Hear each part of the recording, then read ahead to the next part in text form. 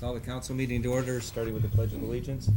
I pledge Allegiance to the flag of the United States of America and to the republic for which it stands, one nation, under God, indivisible, with liberty and justice for all.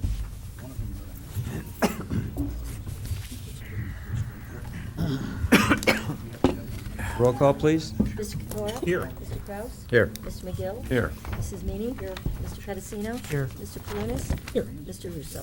Here. There are no changes to the agenda. The announcements are as published. City Hall will be closed on July 4th, Independence Day. Any comments from the audience? Any?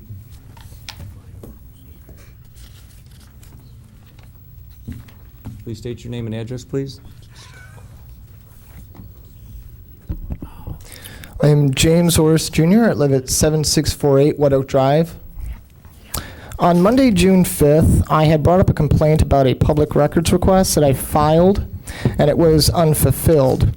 The response I received stated that Tom Loeb does not have a disciplinary file, and that the types of files I requested are not maintained for part-time employees, which is what they say Tom Loeb is as the City of Solon's law director. I had contacted the Ohio Attorney General Mike DeWine's office in regard to the Ohio Sunshine Laws or the Ohio Public Records. I was told that they no longer enforce public records requests and that I would have to go through local channels and file a written mandamus. A mandamus is a judicial writ issued as a command to an inferior court or ordinance to a person to perform a public or statutory duty. I explained that the response I received was that there were no records maintained for part-time employees regarding the disciplinary files for the law director of the City of Solon. The response was that that can't be correct and that there should be files kept because it's part of a public record as a public employee. Now the problem is that the City of Solon is not keeping records or that it's choosing not to release them. To claim that the city doesn't keep records for part-time employees is an excuse in my opinion. I started looking through the City of Solon's Personnel Policy and Procedure Manual, and I found in section 3.1 under employment states that a breakdown of employment is defined as full-time, part-time, seasonal, or temporary.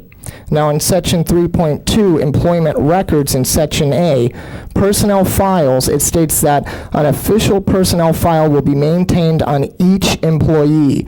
This official personnel file shall be retained in the Human Resource Department. Now I have to ask, is the Human Resource Director not following Ohio law by not keeping the files for all employees as is stated in the City of Solon's Personnel Policy and Procedure Manual? Also at this point, it refers to employees. It does not separate what kind of employees, such as full-time, part-time, seasonal, or temporary. Now, in my public records request, it was about disciplinary actions taken against Tom Loeb that happened due to the executive session. Once again, details of that meeting are off public record. However, disciplinary actions, if it was taken, would go into an employee file, regardless of that employee being part-time employee. In Chapter 9, Discipline, Section 9.2, Progressive Discipline, in Section A, Application of Policy in Section 1, supervisors are to follow the established system of progressive disciplinary when correcting performance or behavior. Each offense is to be documented and dealt with objectively. Documents are to be based on fact, not hearsay or unsupported allegation. Then if you look in Section 9.2, Section B, documentation, in Section 1, documentation of verbal instructions and warnings will be logged in the employee's file and the employee's supervisor, filed by the employee's supervisor. Now, I look at Section 7.1 of the Code of Conduct in Section C, and it says employees must serve the public in an honest, effective, and cheerful manner. To me, I see this as a violation because people are not serving the public in an honest manner when they are not following their own policies and procedures for public records. I think that this may also be a violation in Section 11.7, the city's fraud policy, because under the definitions in Section 4, it says fraud is the international misrepresentation or omission of facts for personal gain. If our public officials are censoring their own public files, then there is no transparency where there should be. I also brought up how Tom G. Loeb, INC LPA, had received about $600,000 in the last 6 years, and that appears to be a conflict of interest because Tom Loeb is a paid employee of the City of Solon. In Section 11.8 in the Ethics Policy, in Section A, it states that the State of Ohio ethics law was adopted by the City of Solon. The first part reads, no public employee shall knowingly authorize to use his or her authority to influence to A, secure public contracts for himself, herself, his or her family, or his or her business associates. Section C of the ethics policy says, this policy applies to all City of Solon officials and employees, whether management or labor, union or non-union. It should also be noted that in Section 2.4, application of records mentioned the city's records retention policy, which is also in Section 11.5 public records policy. It talks about the Records Commission duties as well as disposal of records. If there is to be any documentation that is to be destroyed, it will go through the Records Commission, and when the municipal records have been approved for disposal, a list of such records shall be sent to the Bureau of Inspections and Supervision of Public Offices for the Auditor of State. So by going through the policies, I believe that the City of Solon is in violation of some and maybe all the policies I have listed. From what I am being told, I can go after the cities to produce the files I asked for, but if the city says that the files don't exist, then it would be pointless and a waste of time and money. So I asked council to disclose what transpired and what was the nature of the disciplinary action and what disciplinary action was taken that I had asked for in my public records request. By doing so, it would make it an official public record and would become part of public records because I think the city needs to be as transparent as possible. Thank you. Any other comments? Please state your name and your address, please. Adam Zelwin, 31375 Birch Circle. So I'm here today more or less just to make an announcement. I'm the Solon High School class of 1997 president. And with Facebook and all the social media out there today, it's much easier to get in touch with our classmates as we get ready for our 20th class reunion coming up. Mark, I think I see you doing some math in your head. We're the last class to go through the high school with EJ. So it's been brought to my attention that there are a couple of classmates out there who haven't heard from us, and some of them actually live in Solon, and I was kind of surprised to hear about that. So I wanted to make a quick announcement that if there's anybody out there or anybody out there who knows anyone who graduated in the Solon class in 1997, feel free to reach out to me, Adam Zelwin. You can do that at adamzelwin@gmail.com. I'll make sure you get a link to our 20th class reunion that's going to be this summer, August 12th. We're having it down at Music Box Supper Club in the Flats. So I think that's all I have. Thank you. Any other comments from the audience? Any comments from the audience? Any comments from the audience? Seeing there are none, we'll bring it back to the dais for approval of the minutes of June 5th, 2017. Is there a motion?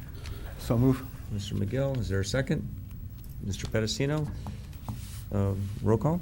Mr. Katora? Yes. Mr. Kraus? Yes. Mr. McGill? Yes. Mr. Pedicino? Yes. Mr. Palunas? Yes. Mr. Russo? Yes.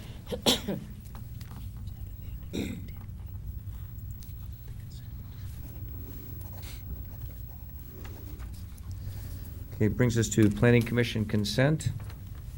Item number 1. An application was received from Automotive Realty LLC for property located at 6135 for consolidation of permanent parcels 952-17001 and 952-17009. Planning Commission approved the lot consolidation.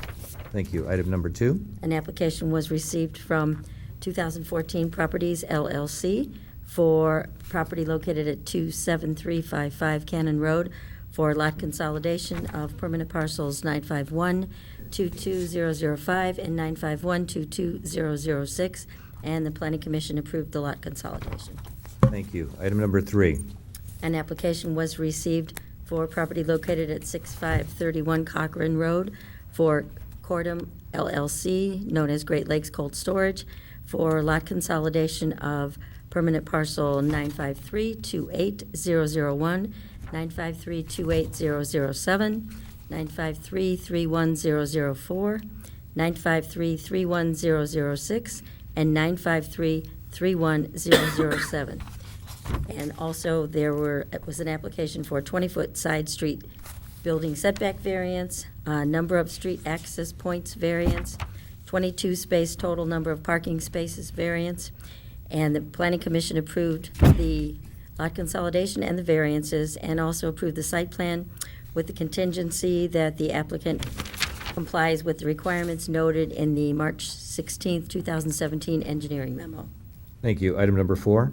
An application was received from Stephen and Jessica Crawford for property located at 5230 Fairfield Oval for an 8-foot side yard setback variance, which was approved, and an 8-foot cumulative side yard setback, which was also approved.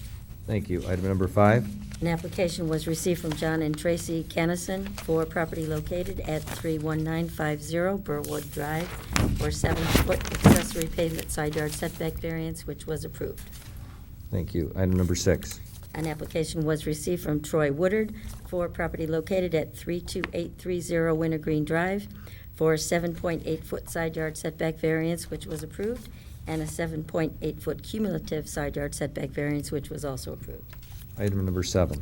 An application was received from Sarah Gatanis for property located at 30270 Cannon Road for an 11-foot front yard setback variance, which was approved. Thank you. Mr. Palunas.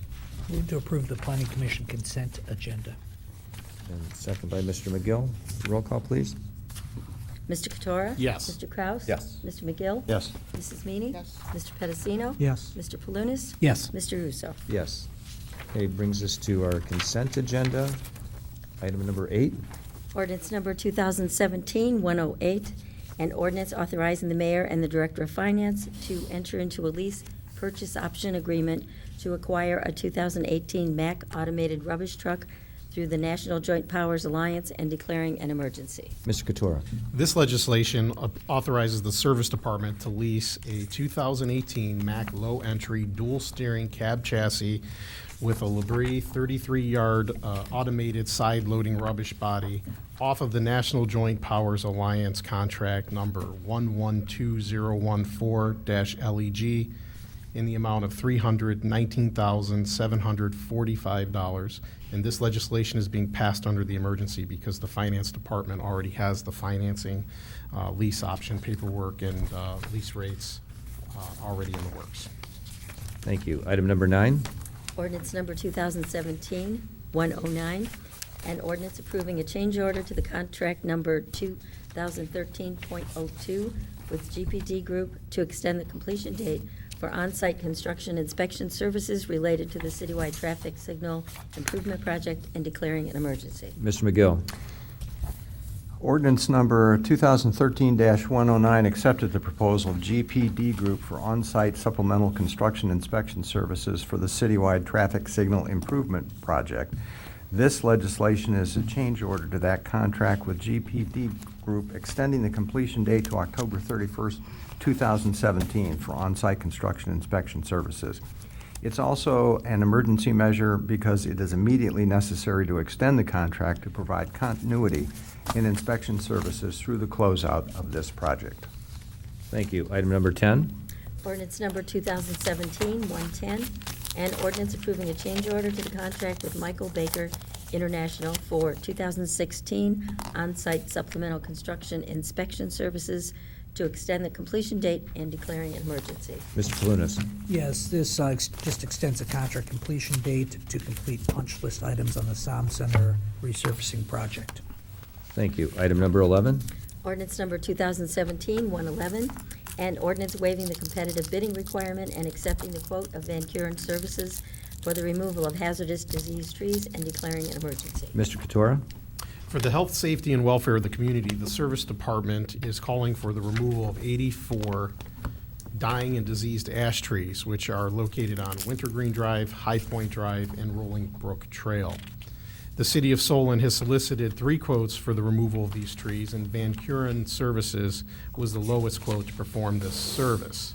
and it was in the amount of $18,840. This legislation waives the competitive bidding for the hazardous tree removal because by accepting the bid from Van Kuren Services, they will exceed $25,000 amount allowed by city codified ordinance to one vendor without going through the competitive bid process. This legislation also authorizes and accepts the quote from Van Kuren Services in the amount of $18,840 to remove the 84 dying and diseased ash trees. Thank you. Item number 12. Ordinance number 2017-112, an ordinance authorizing the mayor or her designee to enter into an agreement with Aerospace Maintenance Solutions, LLC, under the Job Creation Grant Program and declaring an emergency. Mr. Pedicino. This came through the Enterprise Zone Committee. Aerospace Maintenance Solutions is going to be purchasing a 22,000 square foot facility at 29401 Mbina Drive to house their maintenance, repair, operations for aerospace industry. The project will involve approximately $1,190,000 investment, will bring 29 new jobs in the 17-18 year.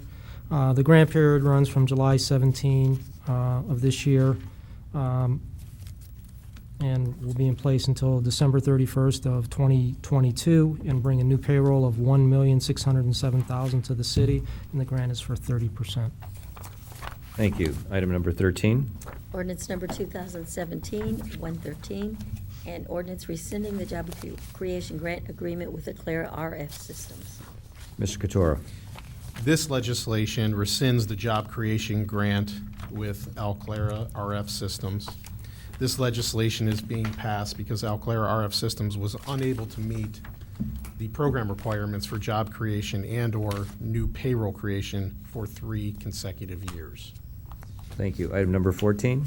Ordinance number 2017-114, and ordinance authorizing the Director of Finance to sell obsolete equipment of no further use to the fire department and having no further municipal purpose by internet auction with GovDeals. Mr. Pedicino. Pursuant to ORC 72115, this authorized internet auction services to be used for gov.deals.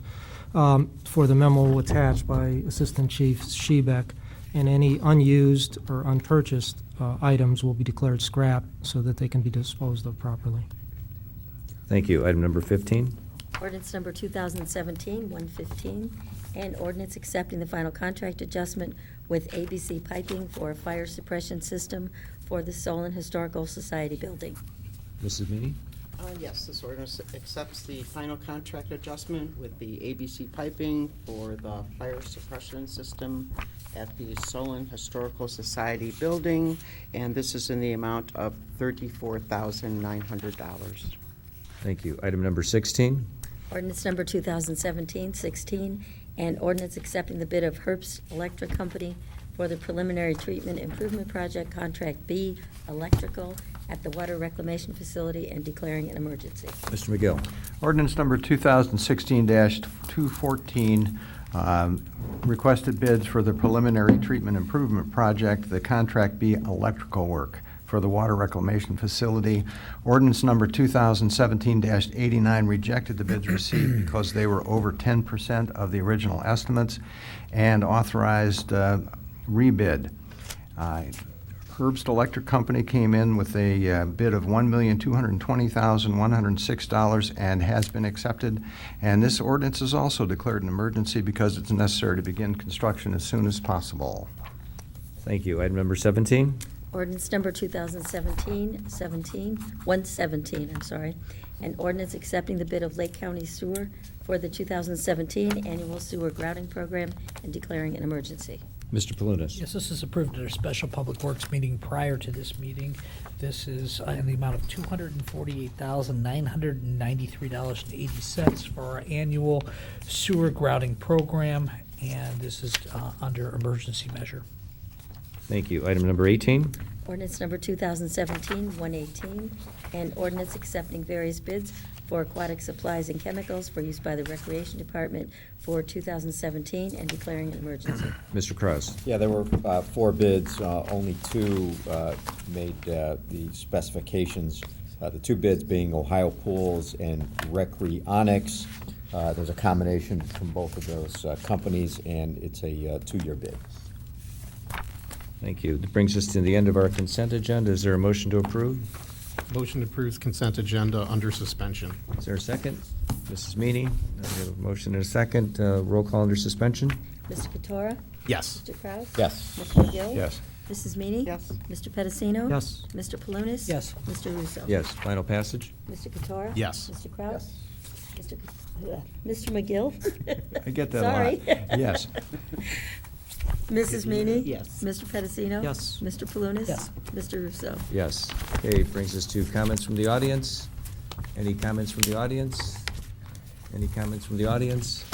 Seeing there are none, we'll bring it back to the dais for comments from council, starting with Mr. Palunas. I have no comments this evening. Mrs. Meany? Just want to wish everybody a happy 4th of July, since we won't be here till after the 4th. So be safe and have a good 4th. Mr. Pedicino?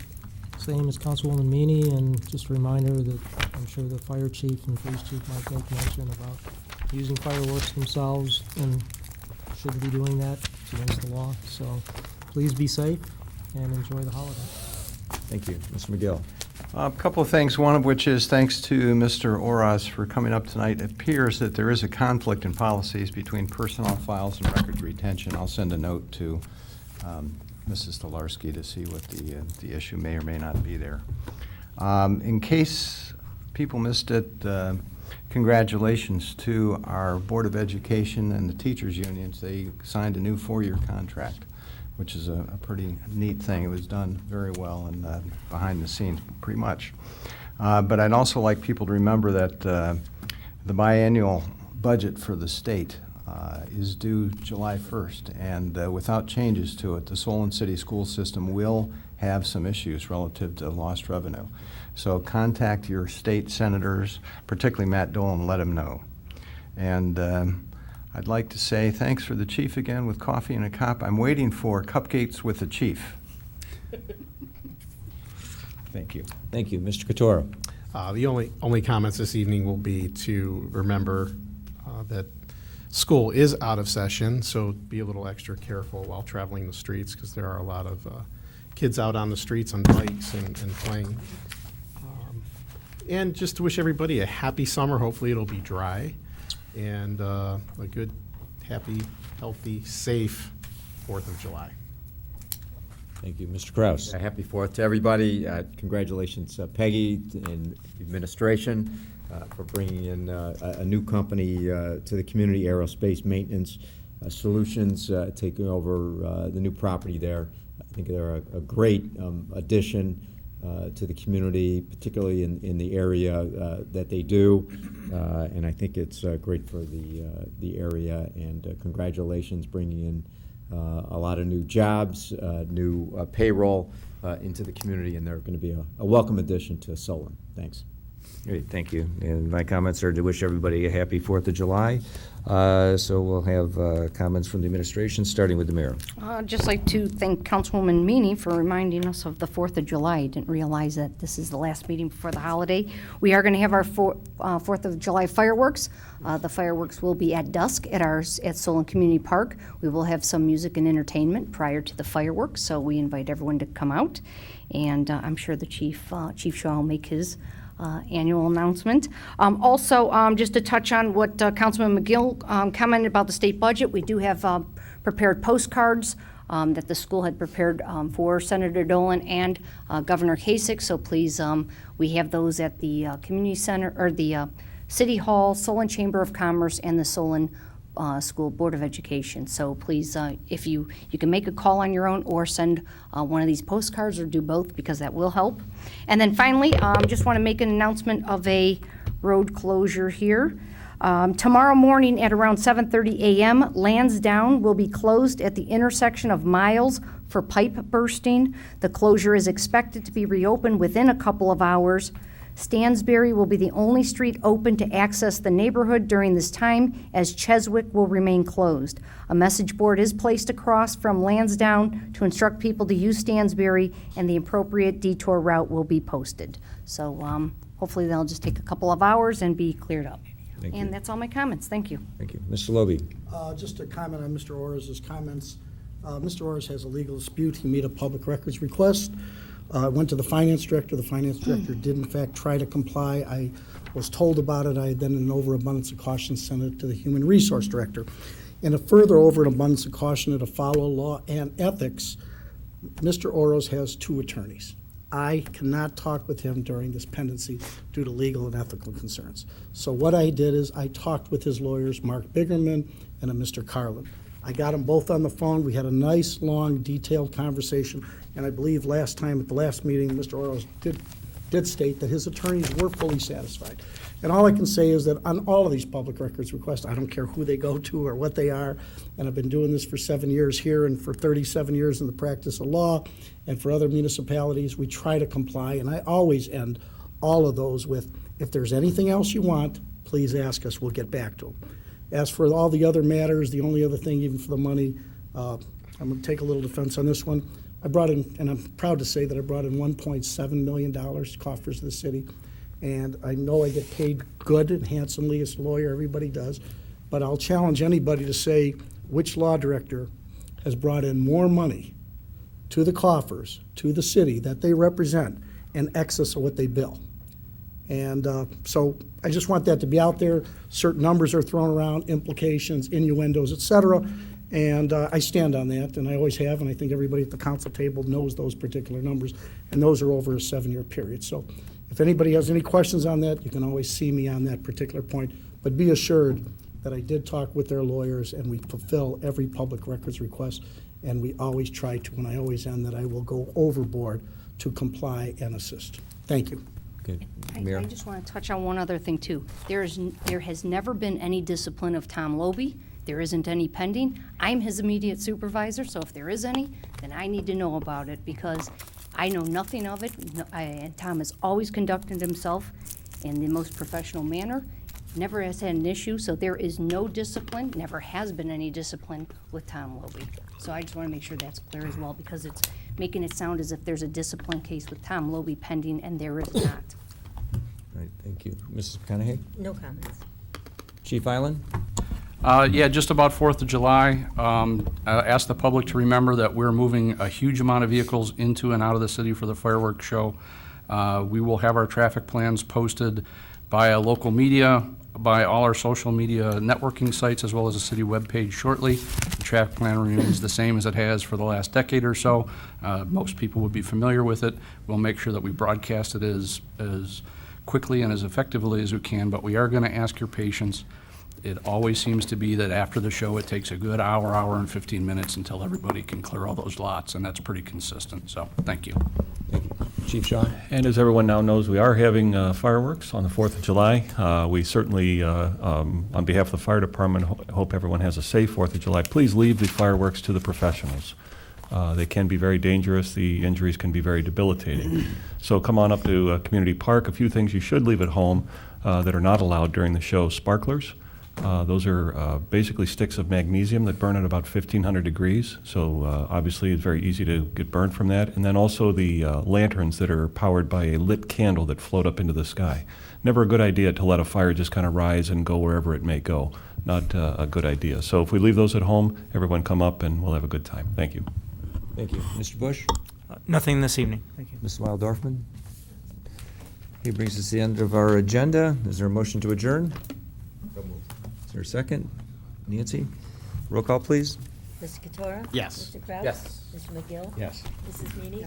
Mr. Pedicino? Yes. Mr. Palunas? Yes. Mr. Russo? Yes. Meeting adjourned.